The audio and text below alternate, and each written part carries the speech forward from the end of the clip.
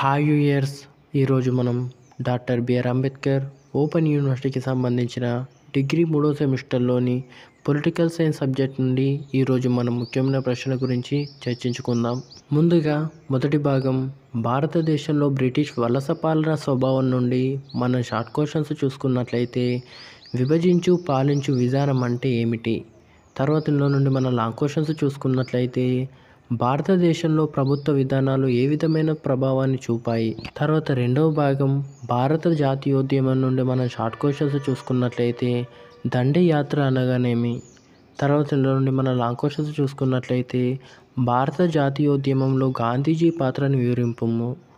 జాతీయోద్యమంలో అతివాదుల పాత్ర ఎటువంటిది. తర్వాత మూడవ భాగం, బ్రిటిష్ పాలన కాలంలో భారత రాజ్యాంగం అభివృద్ధి 1909, 1919, 1935 చట్టాల నుండి మనం షార్ట్ క్వశ్చన్స్ గమనించుకున్నట్లయితే ద్వంద్వ పాలన అనగానేమి.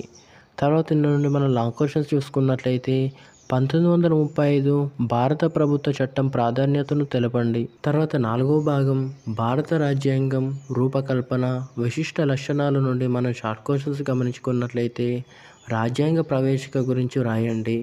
తర్వాత నుండి మనం లాంగ్ క్వశ్చన్స్ గమనించినట్లయితే భారత రాజ్యాంగ ప్రధాన లక్షణాలను వివరించండి. తర్వాత ఐదవ భాగం, ప్రాథమిక హక్కులు విధుల నుండి మనం షార్ట్ క్వశ్చన్స్ చూసుకున్నట్లయితే ఆస్తి హక్కు గురించి రాయండి. ప్రాథమిక హక్కుల ప్రాముఖ్యత గురించి రాయండి. తర్వాత లాంగ్ క్వశ్చన్స్ చూసుకున్నట్లయితే భారత రాజ్యాంగంలోని ప్రాథమిక హక్కు లక్షణములను వివరింపము. తర్వాత ఆరవ భాగం, రాజ్య విధాన ఆదేశ సూత్రాల నుండి మనం షార్ట్ క్వశ్చన్స్ చూసుకున్నట్లయితే ఆదేశ సూత్రాల లక్షణాలు ఏవి.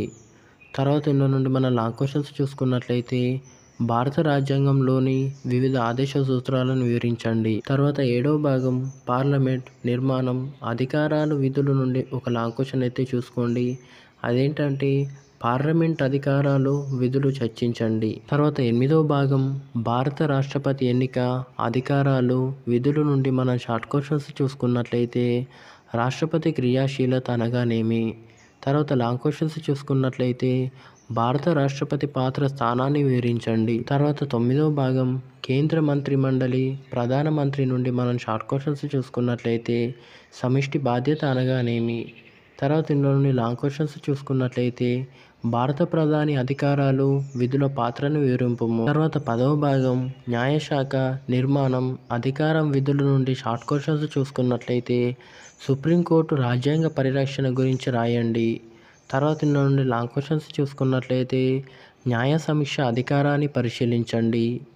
భారత సుప్రీంకోర్టు నిర్మాణము అధికారాలు విధులను వివరింపుము. తర్వాత 11వ భాగం, రాష్ట్ర శాసన నిర్మాణ శాఖ నిర్మాణం అధికారాలు విధుల నుండి మనం షార్ట్ క్వశ్చన్స్ గమనించినట్లయితే రాష్ట్ర శాసన నిర్మాణ శాఖ శాసన విధుల గురించి రాయండి.